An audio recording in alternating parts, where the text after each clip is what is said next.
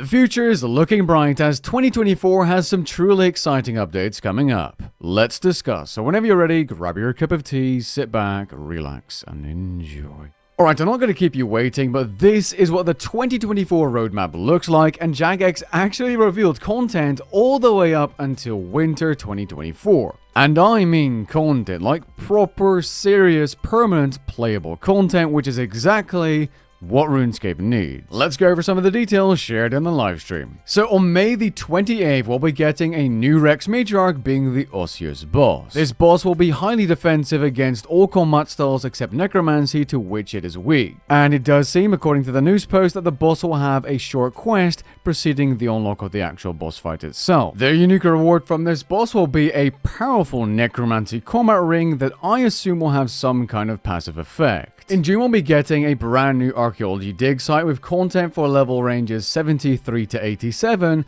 and 103 to 113. So there's going to be some kind of high level content there. We can expect new mysteries, new collections, new artifacts, and it seems to be a single brand new relic power as soon as we uncover forgotten Dragonkin lore. It's worth noting that this update will also include a surface Daemonheim graphical rework, which makes me believe that the surface area at Daemonheim is going to be used for level ranges 73 to 87, and then after you do some kind of mystery and unlock a new dungeon, you're going to be seeing this concept art in-game for the level range 103 to 113. In the middle of summer, aka July, we're going to be getting something very exciting, the Sanctum of Rebirth update.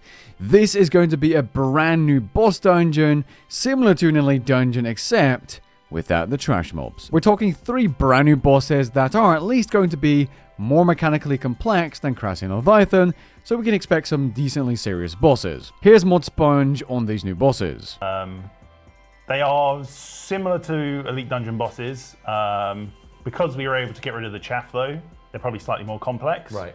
Not necessarily as complex as Zamorak. It will be more, I want to say mechanically complex than, say, Crassian Leviathan, where he's just like head slamming everywhere and that's all he does. Yeah.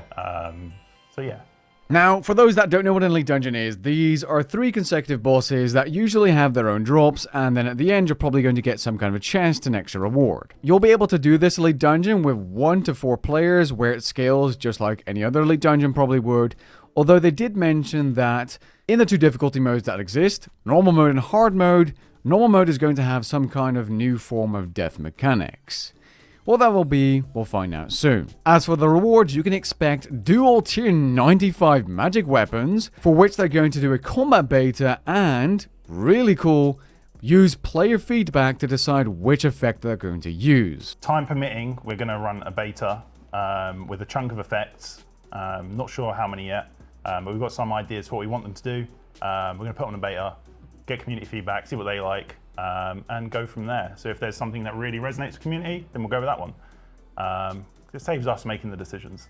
I'm so excited because we've never really kind of gone, hey, what would you want the tier 95 kind of special effect or route we take it in to be? So this will be quite interesting if we end up being able to do it. And while that is very exciting, I think this is much more exciting. We're getting tier 95 weapons and possibly something beyond tier 95 or perhaps an upgrade, and that might just be tier 99 weapons. New tier 95 weapons, maybe something beyond that too. Now you might have noticed a mining and smithing update on this roadmap, and you're probably like, huh? Didn't we already have that? Well, this is going to be something else. We are going to be getting Daemonheim mining. There will be new ores being primal variants of all Daemonheim ores from Novite all the way up to Promethium. There'll also be a new tier of ore box, new armor to smith using primal bars, a brand new best in slot pickaxe, and a new masterwork weapon. According to ModJack, this new masterwork weapon will not make other weapons redundant and instead will be something you want to have.